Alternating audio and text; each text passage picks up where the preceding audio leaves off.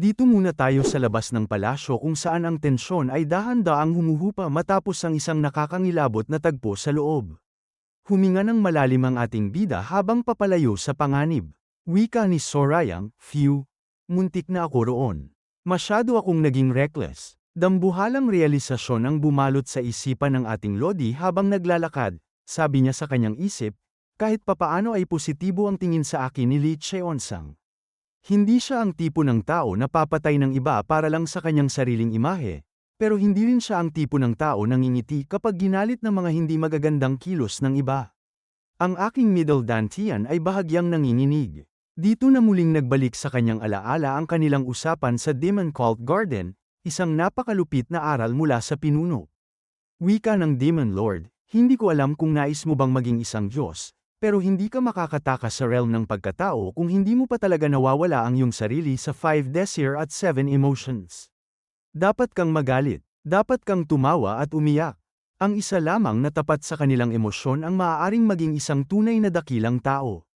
Napaka-solid na prinsipyo, sabi ng ating bida sa kanyang isip, noong sinabi niya sa akin na pahalagahan ang aking middle dantian, hindi niya ibig sabihin na dapat kong mawala ang kontrol sa aking emosyon. Ang ibig niyang sabihin ay dapat akong maging tapat sa aking nararamdaman. Hindi ko pwedeng paghaluin ang dalawang yon. Huminga muli ng malalim ang bida at winika, sa bagay, pakiramdam ko ay medyo bakante ako. Isang malalim na internal crisis ang kasalukuyang binubuo sa kanyang puso. Wika ng ating bida sa kanyang isip, patay na si Jin Guanyong, at ang problema ni Guan Pyong ay naayos na. Nakuha ko na ang nangungunang posisyon sa succession competition. Pero bakit pakiramdam ko ay ang gulo-gulo? Akala ko ay mas magiging masaya ako kaysa rito. Napatigil ang ating Lodi at bumanat, lintik na yan, kailangan ko ng maiinom. Ngunit sa mismong sandaling yun, isang dambuhalang presensya ang biglang lumitaw sa kanyang likuran. Wika ni Gogu, pagbati sa Third Young Lord. Literal na napatigil ang hininga ng ating bida sa gulat. Wika ni Sorayang, Penal Law Hall Master, balak sana kitang bisitahin. Napakagandang pagkakataon. Mukhang ang tadhana ay muling naglalaro para sa ating bida sa gitna ng kanyang paghahanap ng kapayapaan. Seryosong humarap ang Penal Law Hall Master sa ating Lodi. Wika ni Gogu, dahil hindi tayo malapit, ipinapalagay ko na hindi para sa personal na dahilan kaya gusto mo akong makita. Isang matamis na ngiti ang binitawan ng ating bida bago sumagot. Wika ni Sorayang, ito ay para humingi ng personal na pabor na may kaugnayan sa trabaho. Naiintindihan ko, Tara na. Ikaw ang magbabayad para sa mga inumin, tugon ni Gogu nang may tipid na reaksyon. Napakalupit na usapan, mukhang may malalim na negosasyong magaganap sa pagitan ng dalawa. Samantala, lumipat ang eksena sa kusina ng tinitirhan ng ating bida, habang abala ang lahat, nagtanong si Hong Yorin kay Angwa. Wika ni Hong Yorin, ipagbabalot mo na naman ba siya ng pagkain? Hindi mo ba naiisip na ang mga tao sa Blood Spirit Pavilion na ang bahala roon? Saan ko ba dapat ilagay ito? Kasalukuyang nagluluto si Angwa ng may dambuhalang dedikasyon, wika ni Angwa, doon sa dako roon. Gayunpaman, alam ko kung paano gumawa ng mga bagay na mabuti para sa mga nagpapagaling na pasyente. Naligtas tayo, salamat kay Guard Ma. Mas mabuting gawin ko ang lahat ng makakaya ko para tulungan siyang gumaling. Yanig ang puso ni Hong Yorin sa kanyang nakikita. Hindi siya makapaniwala sa atmosfera ng lugar. Wika ni Hong Yorin, ang mga tao sa lugar na ito ay nakakagulat. Walang mga pader sa pagitan ng mga tao rito. Para kayong lahat na isang pamilya. Binitawan naman ni Angwa ang pinakamagandang papuri para sa ating Lodi, mabuti ang young master sa amin. Siya ay isang mabait at mapagmahal na tao. Literal na napatigil ang mundo ni Hong Yorin sa narinig. Wika nito sa kanyang isip, mabait siya. Dahil sa tindi ng kuryosidad, biglang inagaw ni Hong Yorin ang sandok ng may puwersa. Sigaw ni Hong Yorin, ngayon na. Ngayon na, tutulong ako, magpahinga ka na. Pero ayos lang ako, gulat na sagot ni Angwa. At pagkalipas ng ilang sandali, malapit nang matapos ang nilulutong pagkain. Tinikman ito ni Hong Yorin at hindi napigilan ang humanga. Wika ni Hong Yorin, ang sarap nito. Mukhang magiging masarap ang salubong sa ating bida habang ang entablado ay handa na para sa mga susunod na pasabog. Habang abala sa pagtulong, isang dambuhalang realisasyon ang bumalot sa isipan ni Hong Yorin tungkol sa ating Lodi. Napakalupit na revelasyon. Wika ni Hong Yorin sa kanyang isip, Third Young Lord. Napakahusay niya pagdating sa martial arts na nakikita ko siyang magiging pinakamakapangyarihang martial artist sa mundo. Pero tinuring niya ang brute force bilang isang paraan lang para resolbahin ang mga problema. Hindi niya sinusubukang ayusin ang lahat gamit lang ang lakas. Plus, mayroon siyang sandata na wala ang iba, ang kanyang insight. Si Jin Guanyong ang first young lord ng Divine Cult. Kung nasa parehong antas lang sila ng martial realms, ang laban ay sana sa pabor ni Jin Guanyong. Ngunit hindi pa riyan nagtatapos ang kanyang malalim na pagsusuri. Dagdag pa ni Hong Yorin sa kanyang isip, pero nagawa siyang i-corner ng third young lord at ginawa siyang traitor. Mayroon siyang insight, boldness, martial prowess, pati na rin ang kakayahang manipulahin ang atmosfera. Hindi ito perpekto, pero nasa peak na siya. Kung magkakaroon siya ng tamang general strategist, madali niyang paghaharian ang mundo. Kuya, nakipag-alyansa ka sa isang taong napakadelikado. Pero dahil tapos na, huwag mo nang sasabutahe ang relasyong ito. Literal na napatigil ang mundo ni Hong Yorin sa tindi ng kanyang iniisip kaya nakalimutan na niya ang paghahalo ng pagkain. Yanig ang buong kusina sa biglang sigaw ni Angwa. Wika ni Angwa, sa tingin ko ay nasusunog na. Hindi, agad na natauhan ng dalaga. Wika ni Hong Yorin sa kanyang isip, dapat muna akong mag-focus sa pagkain. Samantala, lumipat ang eksena sa isang maliit na bahay sa dako pasilangan ng Demon Cult kung saan ang paligid ay tila tinalikuran na ng panahon. Seryosong tiningnan ng ating bida ang paligid. Wika ni Sorayang, hindi ko alam na may ganito palang lugar dito sa malayong silangan ng Kalto. Nagpatuloy sa paglalakad si Gogo nang may dambuhalang presensya at nagpaliwanag. Wika ni Gogo, halos walang pumupunta rito. Ang may-ari ng lugar na ito ay hindi rin isang demonic martial artist, at hindi rin sila nasa ilalim ng Internal Enlightenment Facility. Napakalupit na obserbasyon. Binaling ng ating Lodi ang kanyang tingin sa gumuhong istruktura. Wika ng ating bida, halos gumuho na ito. Paano nila pinapatakbo ang lugar na ito? Napakabangis. Mukhang ang pagbisitang ito ay magdadala sa ating bida sa isang lugar na puno ng mga lihim na hindi pa natutuklasan ng karamihan. Sumagot si Gogo nang may napakaseryosong mukha. Wika ni Gogo, gamit ang sarili kong pera. Napakalupit na revelasyon. Literal na hindi makapaniwala ang ating Lodi sa narinig. Wika ni Sorayang, Bumanat muli si Gogo nang may dambuhalang kumpiyansa, kilala ko ang may-ari ng lugar na ito, kaya sinusuportahan ko siya. Pagkatapos nito, tuluyan nang pumasok ang dalawa sa loob ng gusali. Ngunit hindi mapigilan ng ating bida ang mapuna ang paligid. Wika ni Sorayang, dapat ay naging mas mapagbigay ka pa. Pakiramdam ko ay guguho ang lugar na ito kapag maling dampi lang ang nagawa ko. Sa loob, may isang matandang lalaki ang mahimbing na natutulog sa counter. Wika ni Gogo, Mr. Kang. Upang magising ang matanda, ginamit ni Gogo ang kanyang chi para palakasin ang kanyang boses. Muling tawag ni Gogo, Mr. Kang. Yanig ang buong katawan ni Mr. Kang sa tindi ng gulat. Sigaw niya, sino ang lintik na, ako ito, tipid na sagot ni Gogo. Hinarap siya ni Mr. Kang nang may inis, ikaw, bakit hindi mo na lang ako gisingin sa pamamagitan ng pag-alog sa halip na sumigaw? Hindi ko tinaasan ang boses ko, depensa ni Gogo nang may napakalamig na tono. Literal na naguluhan ng ating bida sa seryeng ito. Bulong ni Sorayang sa kanyang isip, ano ba tung nangyayari? Nang gigigil na sumagot si Mr. Kang, malamig na bastardong ito, kung 10 taon lang akong mas bata, binigyan na kita ng isang mapait na leksyon. Hindi na nakipagtalo si Gogo at nag-utos, uupo kami sa labas. Gaya ng dati, pakiusap. Ngunit bumanat si Mr. Kang nang may pangungutya, as if naman. Kinain ko na ang lahat ng karaniwan mong kinakain. May pera ka ba? Siya ang magbabayad. Huwag kang mag-alala, pinal na hirit ni Gogo habang itinuturo ang ating Lodi. Dito na binaling ni Mr. Kang ang kanyang pansin sa ating bida. Wika ni Mr. Kang, sino ang lintik na ito? Sumagot si Gogo habang dahan-daang naglalakad palabas, ang third young lord ng Kalto. Third young lord. Kaninong third young lord? May milyon-milyong young lord sa mundo, walang pigil na sagot ng matanda. Binitawan ni Gogo ang pinakamabigat na revelasyon, ang disipulo ng Demon Lord. Literal na napatigil ang mundo ni Mr. Kang sa narinig.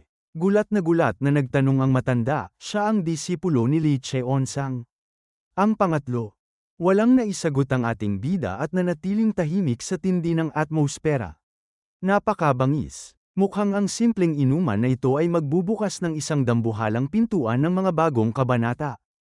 Tiningnan ni Mr. Kang ang ating bida nang may mapanuring mata at binitawan ng isang napakalupit na obserbasyon. Wika ni Mr. Kang, mukha siyang matino. Medyo matatagalan pa ito, kaya gawin niyo na ang gusto niyo, kung gusto niyo mang makipaglaban o umikot sa lugar. Huwag niyo lang sisirain ang kahit ano. Wala na ba kayong mas magandang magagawa, kayong mga batang bastardo? Dapat ay nakikipaglandian kayo sa mga babae sa isang picnic o kung ano pa sa ganitong kagandang araw, pero pumunta pa kayo rito para lang uminom. Hindi ba gumagana ng maayos ang inyong mga importanteng bahagi? Well, sa tingin ko ay may katuturan naman yon dahil sa atmosfera ng lugar na ito. Napakalupit na banat mula sa matanda. Literal na napatigil ang mundo sa tindi ng kanyang mga salita habang ang dalawa ay dahan-daang naupo sa labas ng mesa. Nagtanong ang ating bida habang sinusuri ang paligid, sino ba yung matandang yon? Ang may-ari ng lugar na ito, tipid na sagot ni Gogu nang may dambuhalang presensya. Bumanat muli ang ating bida nang may pagtataka, alam ko yun. Hindi naman siya mukhang nag-aral ng anumang martial arts, pero mayroon siyang tapang ng isang tigre. Lagi na siyang ganyan, maikling tugon ni Gogo. Dagdag pa ng ating bida na may pagtataka, hindi ko inaasahan na ang isang katulad mo ay pagtatsagaan ang kanyang pananalita. Hindi ka mukhang nagulat, pansin ni Gogo habang nakatitig ng malamig. Sumagot ang ating bida nang may napakakalmadong tono, syempre nagulat ako. Mahirap makatagpo ng matandang tulad niyan sa lugar na ito. Ngunit may ibang gustong linawin si Gogo. Wika niya, hindi yan ang ibig kong sabihin. Ang ibig kong sabihin ay parang wala lang sayo na iniinsulto ka ng isang matandang ngayon mo lang nakilala ng ganoon. Yanig ang prinsipyo ng ating Lodi. Binitawan ng ating Demon King ang isang napaka-solid na paninindigan, hindi naman dahil Third Young Lord ako ay isa na itong napakarespetadong posisyon. Well, hindi naman talaga masarap pakinggan, pero sa tingin ko ay wala namang dahilan para gumawa ng kahit ano tungkol doon. Naiintindihan ko, maikling sagot ni Gogu habang dahan-daang isinasali ng ating bida ang alak sa kanyang baso. Binalingan ng ating bida ang kausap at winika, mukhang marami kang inaalala. Napakabangis. Mukhang ang usapang ito ay maglalantad ng mga lihim na mas mabigat pa sa anumang kagamitan o baluti sa buong kalto. Hinarap ni Gogo ang ating bida ng may mapait na tono. Wika ni Gogo, bakit hindi? Pakiramdam ko ay sasabog na ang ulo ko dahil sa isang partikular na tao. Pagkatapos nito, ininom ni Gogo ang kanyang alak nang may dambuhalang bigat sa kanyang dibdib. Literal na napatigil ang ating bida sa narinig. Sabi ni Sorayang sa kanyang isip, ang ganda na sana ng atmosfera hanggang ngayon, malamig na bastardo. Ngunit binitawan ni Gogo ang isang napakalupit na revelasyon. Wika niya, ako? Ay naiinggit sa'yo. Yanig ang buong lugar sa tindi ng pag-amin na ito. Nagtaka ang ating bida at nagtanong, naiinggit. Hindi ko ipinapalagay na ang tinutukoy mo ay ang aking katapangan, o maging ang aking posisyon. Hindi, pati na rin yan, tipid na sagot ni Gogo nang may dambuhalang presensya. Bumanat ang ating Lodi nang may mapanuring mata, mas ordinaryo ka kaysa sa inakala ko. Masama ba yun? Usisa ni Gogo. Sumagot si Sorayang habang iniinom ang kanyang alak, well, hindi, pero hindi lang yun ang inaasahan ko sa iyo. Dito na isiniwalat ni Gogo ang kanyang puso na parang isang bukas na aklat. Wika ni Gogo, ordinaryo lang akong tao. Madalas kong pinag-iisipan kung gaano ko sana gustong maging disipulo rin ng Demon Lord. Kinakabahan ako tuwing hindi maganda ang takbo ng aking hall, at masaya ako kapag mataas ang aming evaluation. Katulad lang ako ng iba. Hindi ako espesyal sa anumang paraan. Humarap ang ating bida ng may napakakalmadong tono at winika, ipinapalagay ko na inilagay ka ng Demon Lord sa posisyong yan dahil naisip niya na sapat na ang iyong galing. Maayos din naman ang ginagawa mo. Napakalupit na realisasyon mula kay Gogo. Dagdag pa niya, pero hindi iyon dahil mas magaling ako sa iba. Alam ko lang kung paano itago ang aking sarili. Alam mo ba kung saan ako pinaka-naiinggit? Kahit gaano pa ako nagsikap at nahirapan para maabot ang aking layunin, hinding-hindi ko mararating ang iyong posisyon. Naniniwala ako na yun ang dahilan kung bakit sumuko na rin sa akin ang Demon Lord. Sa huli, binitawan ni Gogo ang pinakamabigat na katanungan na yayanig sa kaalaman ng ating Lodi. Wika ni Gogo, alam mo ba kung ano ang posisyon ko bago ako naging Penal Lohol Master? Hindi ko pa nababalitaan ang tungkol doon, tipid na sagot ng ating bida habang nananatiling misteryoso ang paligid. Napakabangis. Mukhang ang nakaraan ni Gogo ay may dalang sikretong mas matindi pa sa anumang kagamitang pandigma. Wika ni Gogo, ako ang kauna-unahang disipulo na kinuha ni Heavenly Demon Li Cheonsang. Ang unang disipulo ng dakilang Ninth Heavenly Demon at isang pambihirang henyo na sinasabi ng mga tao na mamumuno sa hinaharap ng Divine Cult. Isang kandidato para sa susunod na Heavenly Demon na nagmana ng Demonic Emperor Chi bago pa man ang edad na 20. Literal na nanlaki ang mga mata ng ating bida sa tindi ng gulat. Hindi makapaniwala ang ating Lodi sa naririnig. Dagdag pa ni Gogo, ang dating First Young Lord ng Heavenly Demon Divine Cult, yan ang kung sino ako. Isang dambuhalang katahimikan ang bumalot sa paligid. Napatanong ang ating bida, naging disipulo ka ng Demon Lord. Tumpak, maikling sagot ni Gogo nang may seryoso sa mukha. Naguguluhang nagtanong muli ang ating bida, pero, bakit kanya tinanggihan? Bakit mo itinago ang iyong nakaraan? Dahil sa aking pinagmulan, tugon ni Gogo. Sa pinagmulan mo, usisa ni Sorayang, binitawan ni Gogo ang pinakamabigat na revelasyon, hindi ako nanggaling sa demonic realm. Anong klaseng kalokohan ito? Tanong ng ating bida sa kanyang isip habang nanginginig sa tindi ng realisasyon. Bumanat muli si Gogo at winika, ang pangalan ng espadang ito ay Orthodox. Ito ang Orthodox Sword. Sa puntong ito, dahan-daang binunot ni Gogo ang kanyang espadang parang sinturon. Paliwanag ni Gogo, si Master mismo ang nagbigay nito sa akin. Bagamat mula ito sa panahong halos hindi ko na matandaan dahil napakabata ko pa noon, malinaw kong naaalala ang mismong sandaling ito. Dahan-dahan niyang itinuwid ang espada at ipinakita sa ating bida. Dagdag pa niya, ngumiti siya nang napakainit sa akin at ibinigay ang espadang ito. Yanig ang buong pagkatao ng ating bida sa narinig. Sabi ni Sorayang sa kanyang isip, si Li Cheonsang, ngumingiti ng may init. Kaya niya palang maging mapagmahal kung nanaisin niya. Napakabangis. Mukhang ang nakaraan ni Gogo ay isang dambuhalang palaisipan na ngayon lang unti-unting nabubuo sa harap ng ating bida. Hinarap ni Gogo ang ating bida nang may napakaseryosong mukha at winika, naaalala ko rin ang kanyang sinabi. Isang dambuhalang alaala mula sa nakaraan ang biglang lumitaw. Wika ng master ni Gogo, makinig kang mabuti, Gogo. Itarak mo ang espadang ito sa puso ng Heavenly Demon at patunayan na ang kalooban ng Orthodox Miriam ay buhay. Napakalupit na revelasyon. Ipinagpatuloy ni Gogo ang kanyang nakakangilabot na kwento, ang aking master ay si Ki-hyun, ang White Immortal ng Heavenly Mountains, na dating Vice Leader ng Righteous Heavenly Alliance, bagamat ang posisyong yun ay wala na ngayon. Ang posisyong yun ay ibinaon sa panahon ng pamumuno ng kasalukuyang Righteous Heavenly Alliance Leader. Literal na napatigil ang mundo ng ating bida sa narinig. Nanlaki ang mga mata ni Sorayang sa tindi ng gulat sa impormasyong kanyang nasagap at pinagpawisan ng malamig na pawis. Dambuhalang realisasyon. Wika ng ating bida sa kanyang isip, Ki-hyun. Ang pinuno ng Heavenly Mountains faction. Ibig sabihin niyan ay, at sa mismong segundo na yun, ibinagsak ni Gogo ang dambuhalang bomba na bumasag sa lahat ng pagdududa. Wika ni Gogo ng may seryosong mukha, oo, isa akong espiya na ipinadala ng Righteous Heavenly Alliance para paslangin ang Demon Lord.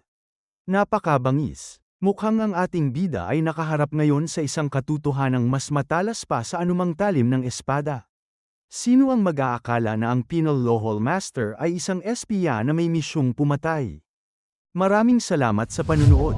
Kung nag-enjoy kayo, click nyo naman ang like button at mag-subscribe para lagi kayong updated sa mga uploads namin.